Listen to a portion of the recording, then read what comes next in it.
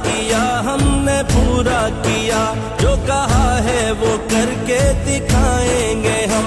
तुमने जब भी पुकारा हमें ऐ वतन, तेरे गुलशन को फिर से सजाएंगे हम।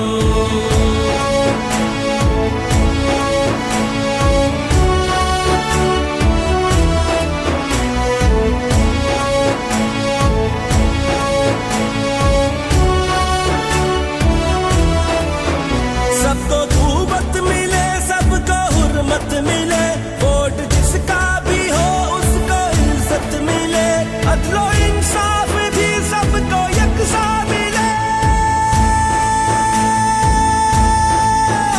अदलो इंसाफ भी सबको यकसा मिले, तुझको जन्नत निशानियों बनाएंगे हम।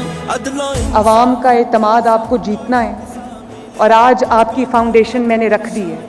Please go ahead and make me proud. मुझे कहीं नाजायज़ तजावज़ात नहीं नज़र आनी चाहिए, मुझे कहीं महंगाई का तूफ़ान नहीं नज़र आना चाहिए, और मुझे कहीं भी ज़ख़ीरा अंदोज़ी नहीं नज़र आनी चाहिए, मुझे कहीं भी कब्ज़ा माफिया नज़र नहीं आना चाहिए।